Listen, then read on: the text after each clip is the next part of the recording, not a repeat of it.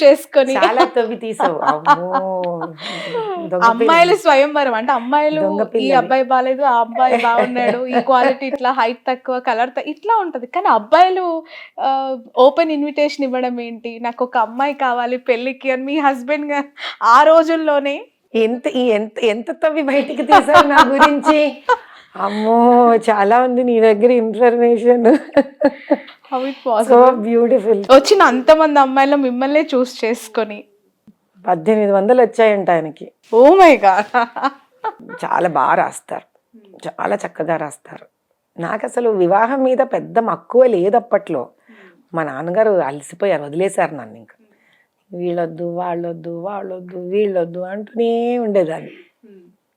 కానీ ఈయన అడ్వర్టైజ్మెంట్ పేపర్లో రాగానే చూపించారు మా నాన్న. అబ్బాయి ఇప్పటికన్నా ఎస్ అంటుందేమో అని మా నాన్నకు నమ్మకం వచ్చేసింది. ఓకే. చూడు నువ్వు ఒకసారి చదువు తల్లి చదువు అన్నారు.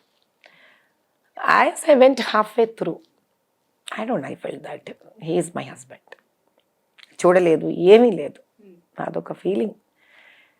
సరే ఆ తర్వాత వాట్ ఎవర్ ఇట్ ఈజ్ కలిసాక నేను పెద్ద ఇంకా ఆలోచించలేదు. మనకెందుకు వచ్చి, మేము చాలా సామాన్యమైన మధ్యతరగతి కుటుంబం తల్లి. ఆయన అప్పటికే వెల్ ఎస్టాబ్లిష్డ్ ఫైనాన్షియలీ. మనకెందుకు వచ్చింది చెప్పు, ఊరికే దూరపు కొండలు నునుపు, ఊరికి అత్యాసకు పోకూడదని మనసులో రామరావు అని పెట్టుకొని ఇంటికి వచ్చేసారు ఆయన కలిసాక. కానీ ఆయన ఇష్టపడ్డారు బాగా. ఓకే. ఏం నచ్చుంటది మీలో అప్పట్లో ఆయన? అది నువ్వు ఆయనతో ఇంటర్వ్యూ చేసి తెలుసుకోవాలి. చెప్పుంటారు కదా, నాలో ఏం నచ్చిందని అడుగుంటారు, ఆయన చెప్పుంటారు. ఆయన దృష్టిలో నేను ఫస్ట్ చాలా పొడుగ్గా ఉన్నాను, అందంగా అందంగా ఉన్నాను, చాలా ఇంట్రెస్టింగ్గా చలాకీగా చురుగ్గా మాట్లాడానంట. దీంతో పాటు ఆయనకు ఫైన్ ఆర్ట్స్ అంటే ఇష్టం, చాలా ఇష్టం. I'm also dancer. పుట్టుకతోనే కళలన్నీ మేళవించుకొని పుట్టేశారు కాబట్టి 1800లో మిమ్మల్ని చూస్ చేసుకోవడం పెద్ద కష్టమే ఇలా నన్ను దూరం నుంచి చూసే వెంటనే ఏదో న్యూస్ పేపర్ క్రానికల్కే వరకు అప్పటికప్పుడు ఇలా కార్లో కూర్చొని you don't release my next add అన్నారంట. ఓకే. ఫోన్ చేసి చెప్పేశారంట, నాకు తర్వాత చెప్పారు. నాకు నాకు క్వశ్చన్ ఏంటంటే, అంటే ఇంకో సీక్రెట్ కూడా, ఆయనకి నేను రెడ్లమ్మాయి లాగా అనిపించానంట. ఓకే ఓకే అది నాకు తెలియదు, అదేదో నాకు ఎప్పటికీ అర్థం కాలేదు. అలా రెడ్లు లాగా అనిపించానంటే ఏంటో ఆయనకు స్టైల్గా. మరి ఆయనకు అలా ఇష్టమేమో తెలియదు. ఏదైతేనేంటి ఆయనకు నచ్చాను.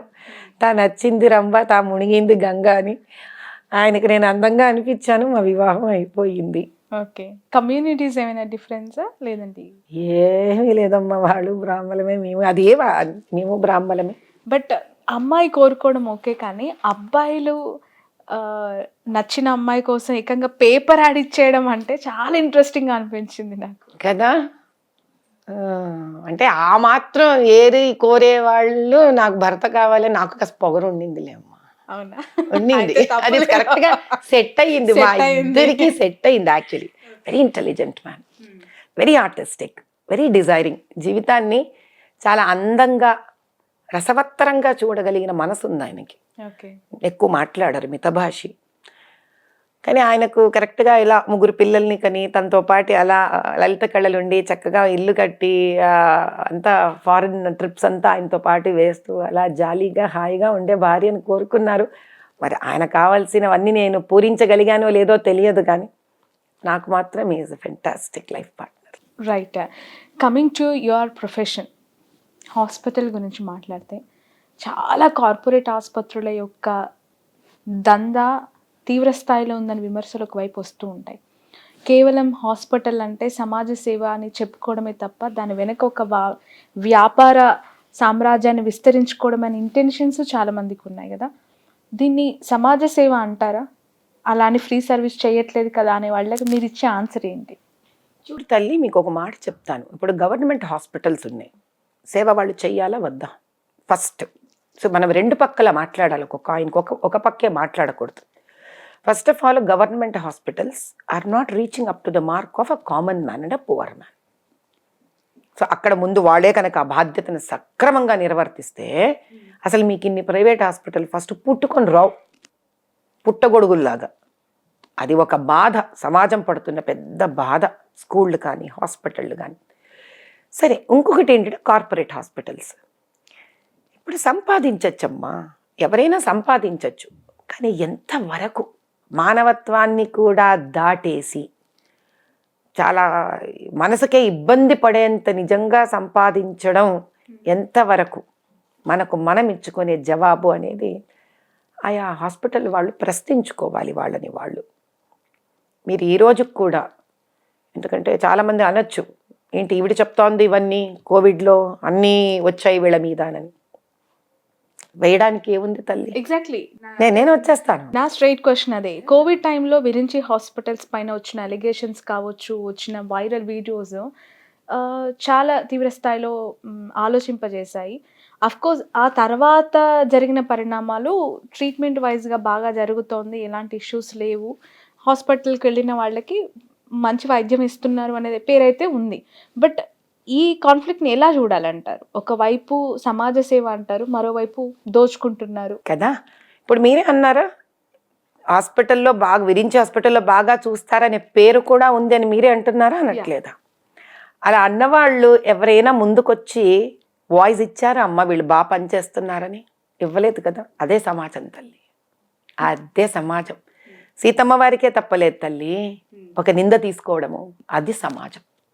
సమాజానికి ఏం చేసినా కూడా అవి తీసుకొని వాళ్ళు వెళ్ళి శాంతంగా ఉండిపోతారు.